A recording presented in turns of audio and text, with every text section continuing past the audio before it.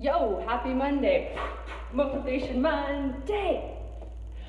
Just stretching out before my workout, and I thought I would take this opportunity to make another basement video. So here I go.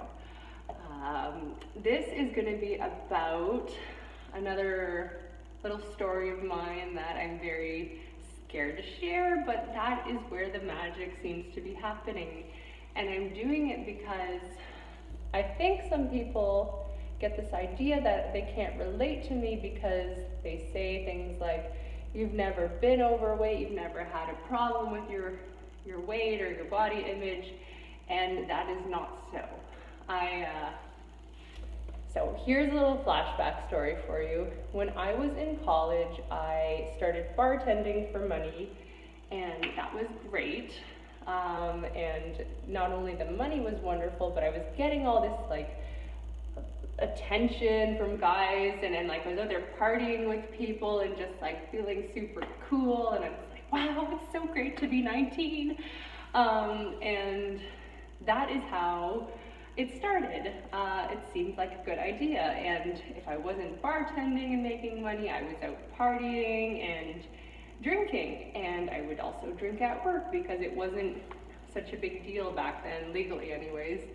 And from there, the drinking led into doing some drugs, and those drugs led into harder drugs, and that is where I got all messed up.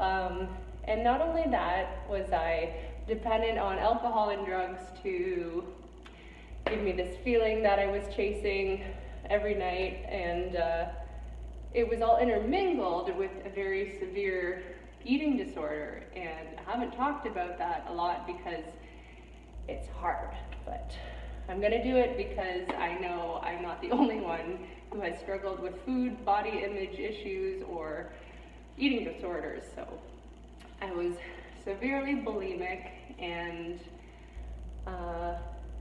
it was tough. Like my day would be like sleeping in and recovering from the night before. I'd wake up and I'd like obsessively exercise to get rid of the alcohol and shooter calories, and I would just get ready for work and go out there, and I wanted to put on this mask, so I did so through drinking and drugs, and then at the end of my night I would realize how empty my life was, and I would fill myself with food for comfort, because I was very isolated, and because as much as I was out interacting with all these people, they weren't my friends. They didn't give a shit about who I was. I was feeding their ego and they were feeding mine, so that's how it worked. And that was my cycle, and I felt like very trapped in it and stuck. And then one day, my mom, I woke up and making my coffee, and she's like, do you know where I found you last night? And I was like, no. And she said, you were sleeping in the dog's bed. Called is one of my rock bottom places, but I can just imagine I came home from the bar, who knows who drove me that night, and I probably saw my dog and wanted like to feel that love and connection, to crawl up to him and snuggle with him and pass out, because that was my life. If I didn't, binge and purge myself to sleep that night. So that was my life, and so she recommended, my mom, that I go try counseling, and I did. And as I started to tell this, what a typical day is like for me, and I say it out loud, and I'm like, what am I doing? I had prided myself on being an athlete and taking care of myself and being fit. But this was a very unhealthy way of being and thinking and behaving, but I didn't know how to get out of it. And so to get out of it, I had to remove myself from it. So I quit the bar, and I didn't know what I was so dependent on that money. Thank God my parents let me stay at the house and to get work on this. So my new job became working on myself at counseling. I went through an eating disorders program, and I stopped talking to my bar buddies who were just not helping me to grow and be, the kind of person that I wanted to be.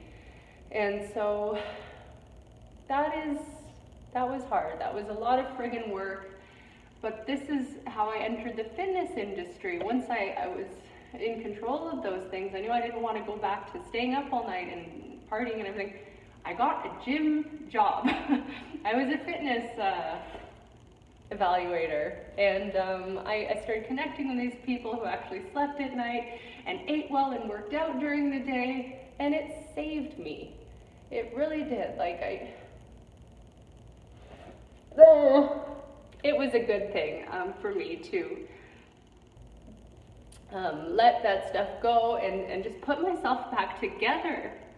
And so that's why I say, like, I've been in many, many places and had to reinvent myself multiple times, but it's always this divine storm that happens, and you can do it too. So whatever your divine storm is now, or if you don't like how your life is, it is a reflection of the choices you are making.